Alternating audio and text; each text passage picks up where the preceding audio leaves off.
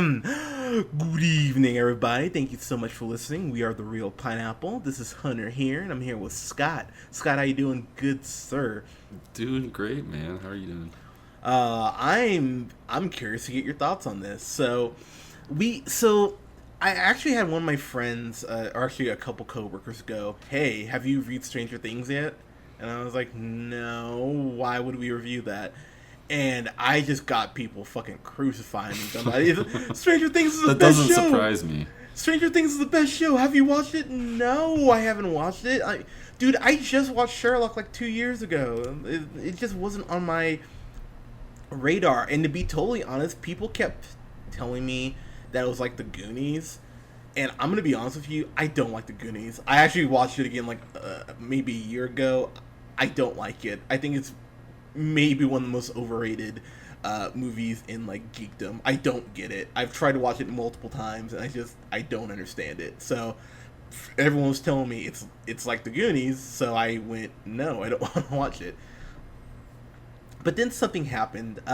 Our friend Scott here told me, "Hey, Hunter, because I will say, I think out of the three of us, you're the most Handsome? Thanks, I appreciate that. yeah, well, I mean, I thought that was implied, but Okay. yeah, you're clearly the most modest. Out of the Always, three of us. always lying and late. Yeah, clearly the most modest out of the three of us. But you're probably the harshest critic, I would say, out of the three of us. Yeah, I would say I'd probably be the fairest critic of us all. Yeah. Okay, clearly what I said, but Yeah, but, I would agree with you. Yeah, I would agree with that. But you came to us. I think you mentioned the column, but I remember you specifically saying to me like, "Hunter, you love sci-fi. You would love this show." And the last time I remember not taking your word and taking a while to watch something was Sicario, and we and the three of us all loved that movie. So. And I apologized during Sicario, saying, "Dude, we should have reviewed this sooner. I'm sorry. I should listen to you." So here's take two. Scott, I'm sorry. I should have watched this earlier. This show is lovely. This show is just... It's like warm chocolate chip cookies on Christmas morning. I fucking love this show. I mean, it's not perfect. I do have some complaints, but... God damn. I got to the end of it, and I got really sad. It was like, no, season 2's not till Halloween. Like, oh, this show's so good. Scott, yeah, talk to me. Yeah, it's like you're saying, it's like a warm blanket on a cool fall crisp morning. You know, it's and I think what that feeling is for me is the music and the soundtrack.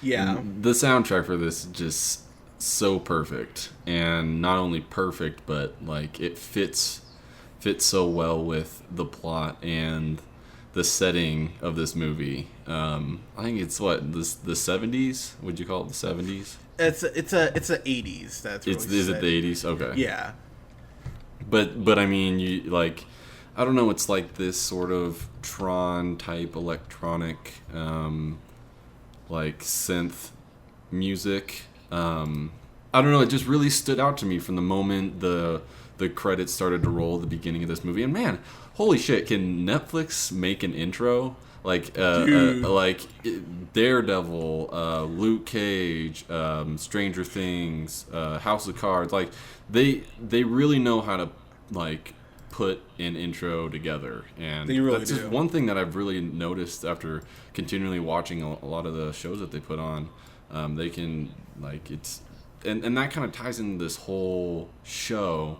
But yeah, I'll kind of let you get into the plot. So the plot, it's so hard. Oh, by the way, full spoilers. This show's been out for a year. If you haven't watched it by now, then yeah, no sympathy. But actually, has it been out a year? Maybe it's been less than that. Now I think about it. Shit, when did this come out? I think it's been out a year. Oh no, it has been out a year. Okay, cool. All right, cool. Yep, I don't feel bad about spoiling this, but yeah, it's been a while. Like if you haven't seen it yet, then yeah, sorry. Sorry. Yeah, it's almost actually been a year. It came out July 15th of last year. So yeah, it's been out a year. You should have watched it by now. But this is about this phenomenon that really happens where this kid Will, who's played by, oh my gosh, should I have the kid's name up? Who's played by Noah Schnapp? Schnapps. That sounds Noah, good. yeah, it's a Schnapps, wonderful. Schnapp, yeah, he plays Will Byers, and basically he poofs. He almost poofs, doesn't he? I can't remember if he's in the wall or, oh no, Yeah, he goes so off. he That's goes right. off.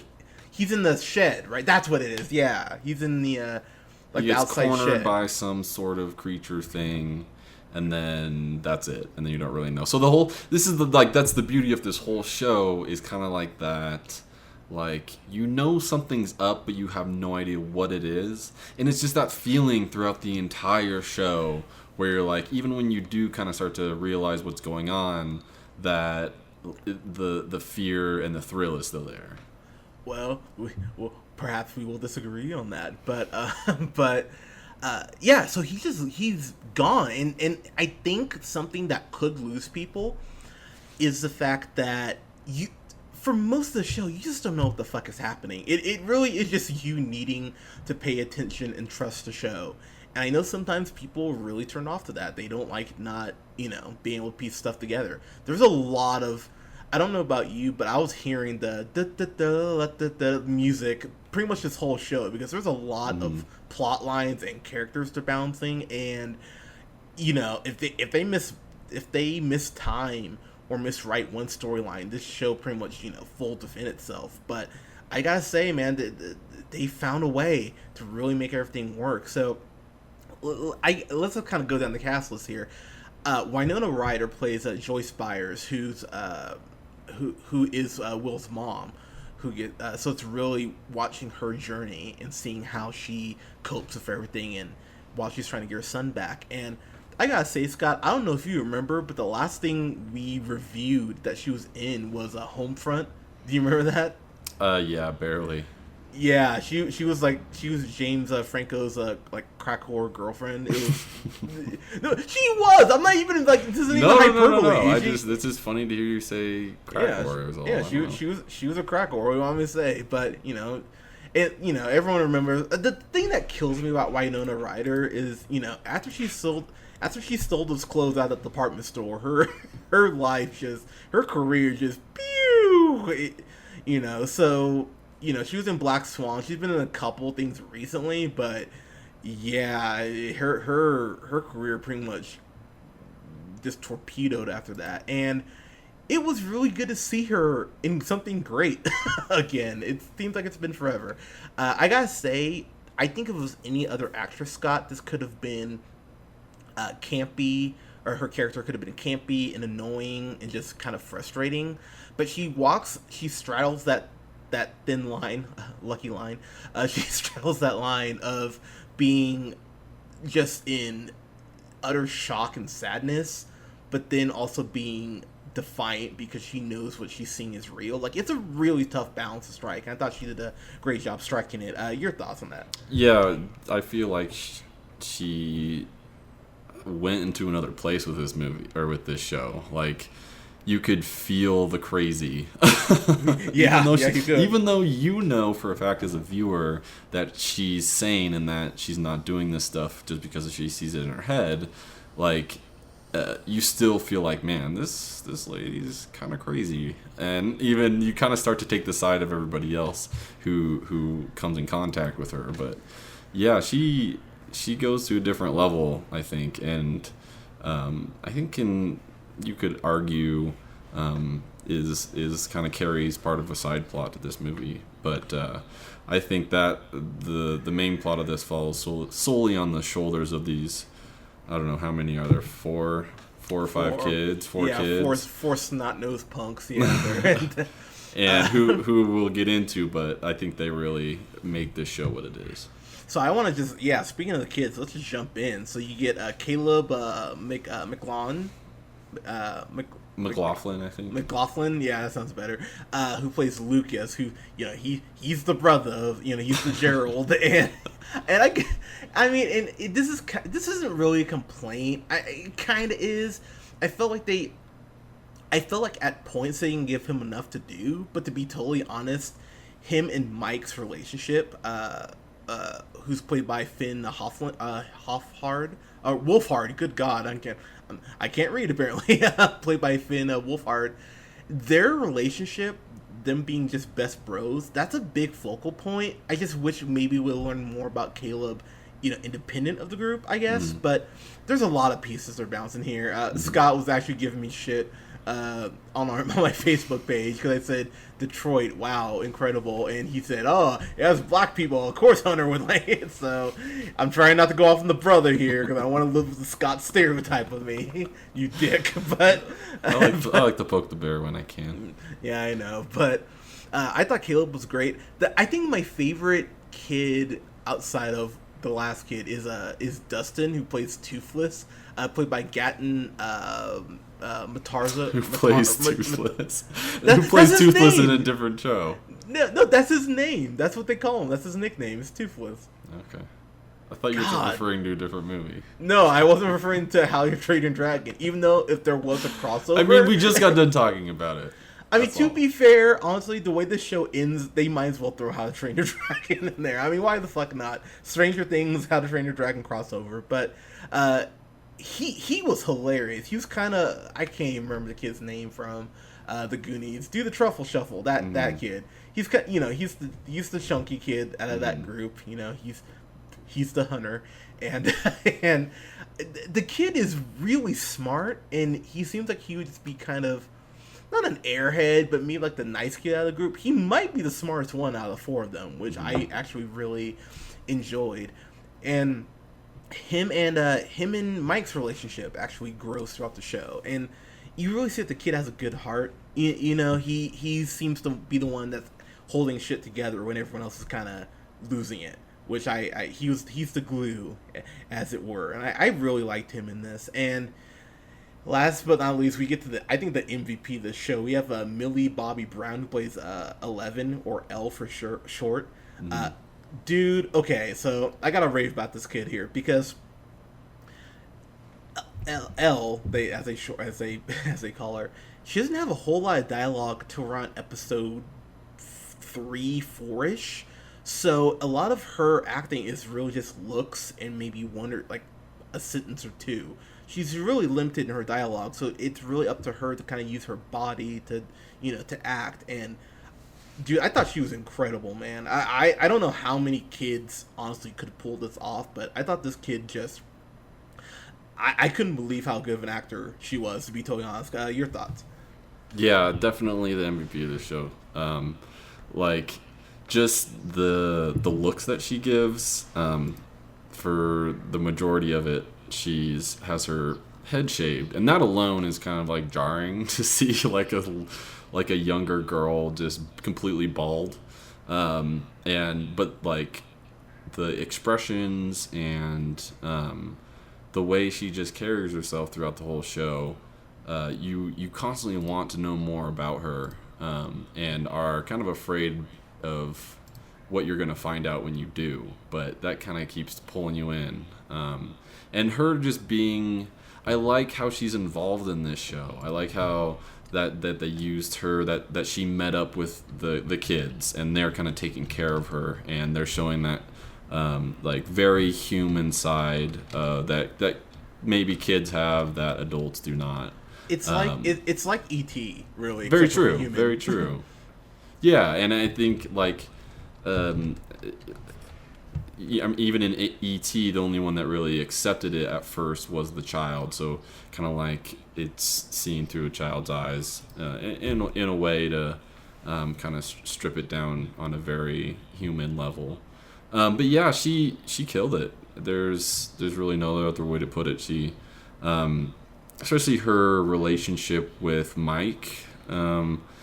And I think Mike was great. I think you could feel his frustration because he was the only one that really wanted to look for their friend, and go look for Will, and he was really the only one that was trying to step up to do that, and he was kind of the glue holding everybody together. And the chemistry between them is awesome. All of them, really. I mean, even going like Lucas and Dustin, they all kind of have their roles. And it's not really like, yeah, he is the token black kid, but I feel like it all fits together really well. Like, it's not kind of shoved down your throat. You know what I mean? I feel like it can be that way where it's like, hey, I'm the black kid, you know, deebity bop dee boop. I don't know, whatever is like a very stereotypical thing to do. Like, he's not just there as a showpiece, and I don't know. I think he works well with like that core group of four. Yeah, I will say, the character. So I don't know about you. The character I hated at first was the small town sheriff, Jim Hopper, played by David Harbour. I fucking hated that motherfucker. Oh my god, I wanted someone to stab him for the first 3 episodes. I could not stand the son of a bitch. And I gotta admit, man, by the end, outside of 11 or L, he might have been my favorite character. I went, wow, I can't believe that your backstory is so tragic and that you've been through so much shit. And he really grew on me, honestly. Yeah, kind of your thoughts on the sheriff there. Yeah, for sure. I don't know. I liked him from the get go. Like, I feel like he was somebody who was. You have to have that one kind of shining symbol of integrity in a movie like this, to where like he's kind of that knight in shining armor, and he plays that role really well. I mean, I've liked David Hopper in a few things, End of Watch being one of them, Revolutionary Road, obviously. That's right. He wasn't End of Watch. Yeah. Okay, I was looking at him. I was like, he's super familiar looking. Yeah. Okay. Okay. Mind blown. Sorry. Go ahead. No. Yeah. Just he played the sheriff well. I feel like he wasn't like. I'm glad that they didn't just make him another dumb cop, and him throwing in the fact that he's a city cop. Who had kind of an eye for this kind of stuff. You kind of learn his backstory, but yeah, there's so many pieces to this show, and that's why I love the TV shows these days. I feel like we are in the golden age of these television shows, because you can really stretch out, like, you can make these shows just as cinematic as a movie, but also have the plot and intricacies of like a book. So you have all these different plot lines, if it's done right, obviously, all these different plot lines that you can kind of filter through and go through as the show continues to progress. But yeah, I love the way that it's put together, and that because there are so many storylines, they get to play out, and his being one of them. But yeah, what do you think? Yeah, I don't know, man. I'll be totally honest with you. Watching this show, so I should kind of back up a little bit and just say I watched this in a day. By the way, so I started watching this at 10 yesterday morning. Watched it from 10 to 2. Took a nap around 3. Actually, that's kind of a lie. I basically fall asleep from 3 to midnight, and then started rewatching the show.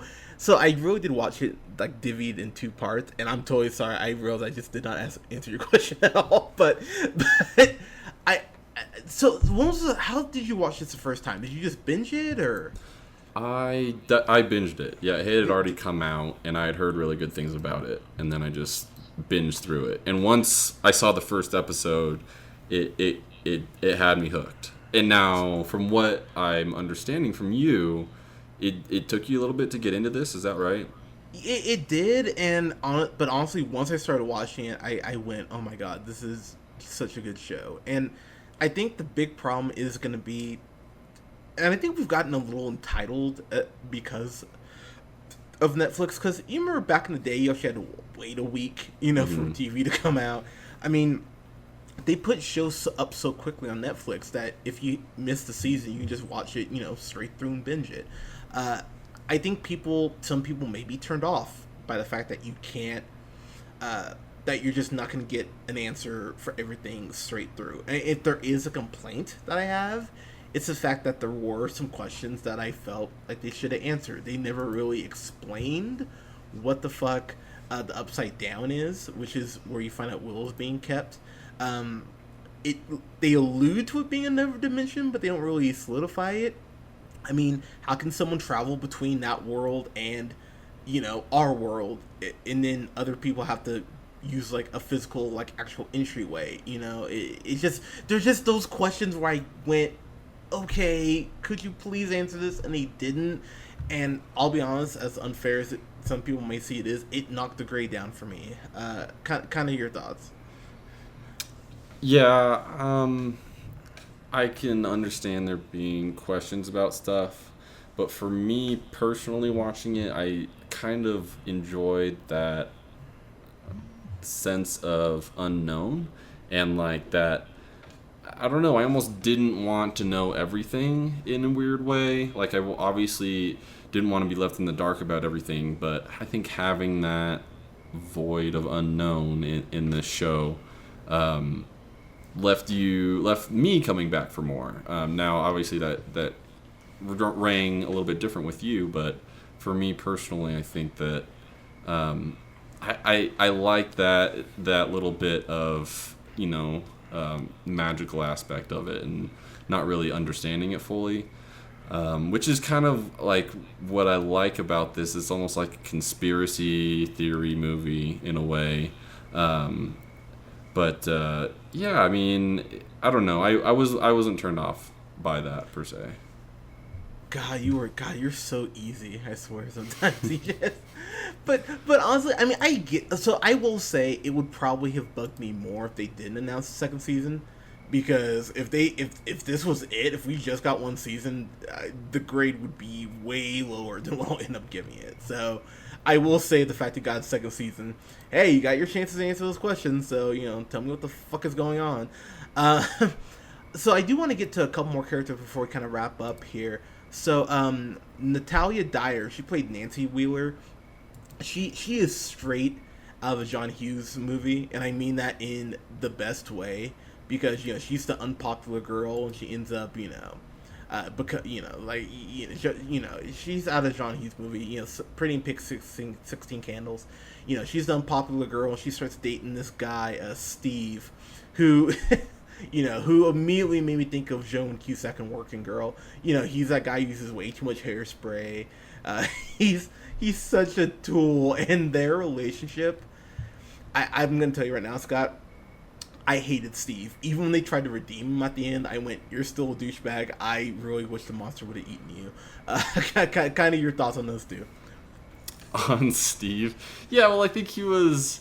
that was his character, though. Like, he was supposed to be the douchebag. Like, I think he was supposed to be hated. And I really didn't like Nancy, for that matter. Oh, I didn't either. Trust me. No, she... Pardon me. They played really good kind of protagonists, almost, where, like you kind of wanted to hate them because they're those rich, white, privileged kids. And you've got guys those like... are the worst, but I'm no, and not like us, regular folk. Jonathan, speak for yourself, but Jonathan was like a good contrast to that. Him being kind of a shy kid, but also clearly very smart and like a great brother. And like, I like the contrast that they showed, and the way that Nancy tried to reach out into his world a little bit was cool.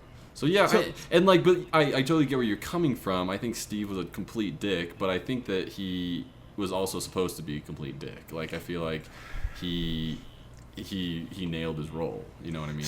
So there is this point where Jonathan, if this kid was in the '90s, he'd be that kid, drawing in a notepad, listening to Nirvana.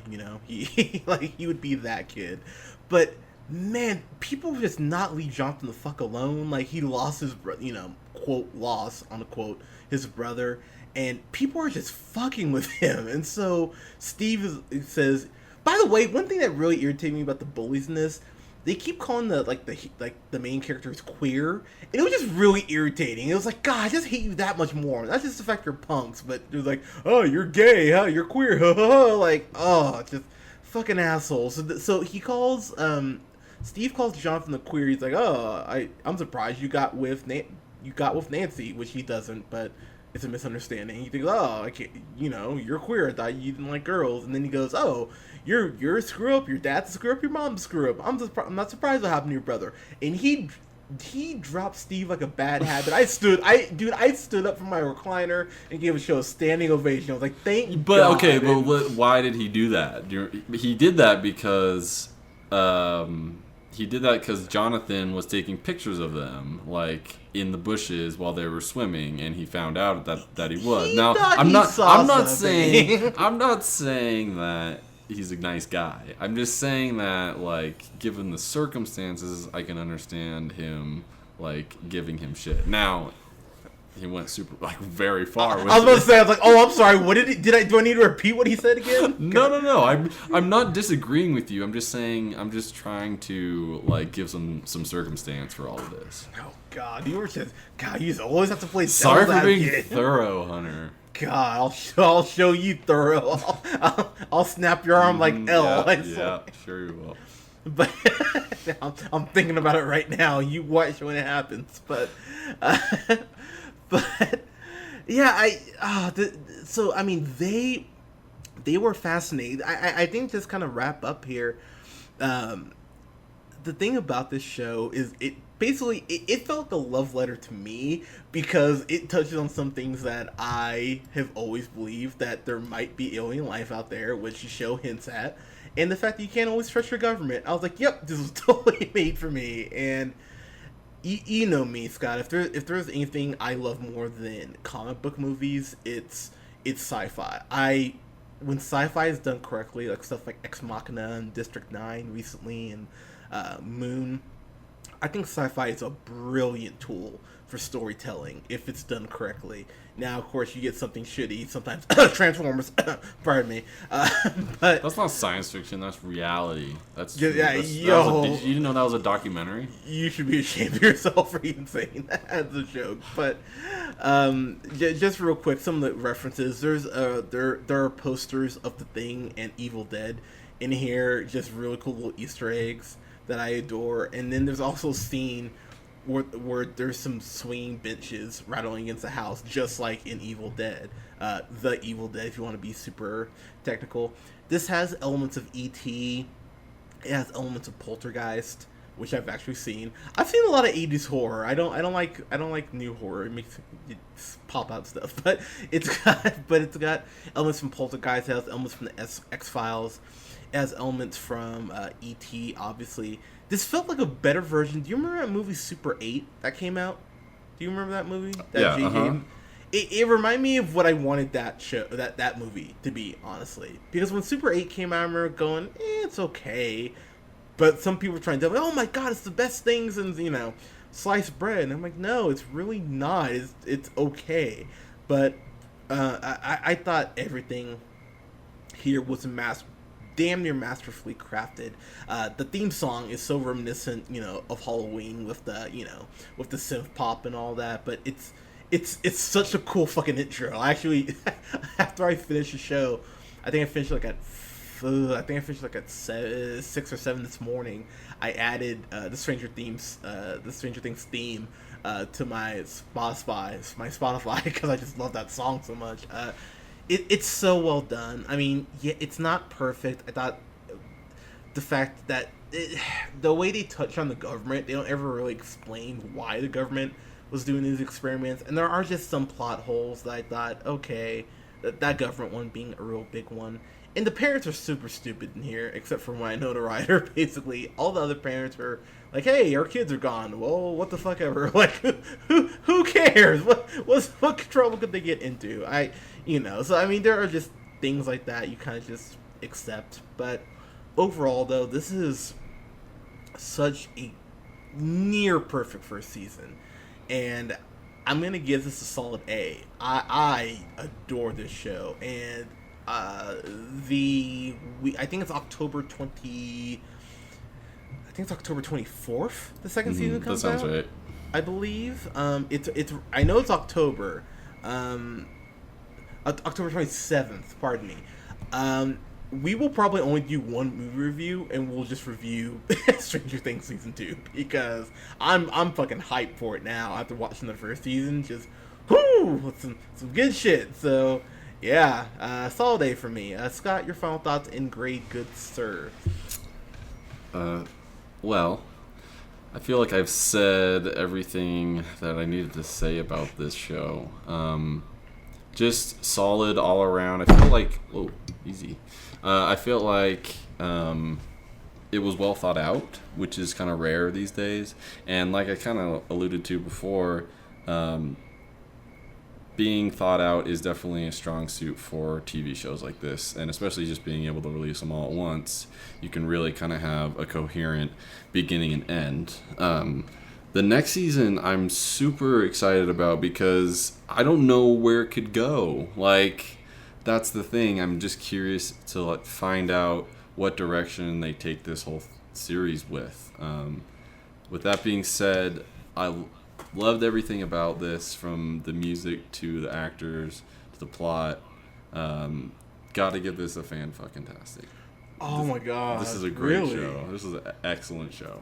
Wow. So I gotta ask you. So real quick, we can talk about the second. We can talk about the season 2 here real quick because there are, of course, the Comic. So that was what's funny. They put out the Comic-Con trailer for it, and I had already decided I was gonna watch it before before September. So I didn't watch the Comic-Con trailer. I went and watched that. Dude, set the fucking thriller. I'm like, god damn. I'm like, season 2, baby. I'm so stoked. But do you think 11? So they show 11 like coming like out of, it looks like the gym, like the school wall. So is she alive? Like it's a dream? I don't know, Scott. Like help me. Who knows? I have no idea, and I'm so excited to find out. I think Elle's alive, man. Cause you notice at the end, the sheriff pulls the heavyweights and puts some food in that like tree stump for someone. I was like, oh my god, Elle's alive. Then maybe I don't know. Like he put an ego in there. Like tell me, talk to me here. Like could you just let me talk to myself here? I don't like that. So do you think Elle's alive, Scott? I'm gonna say yes. Okay, because I think she is too.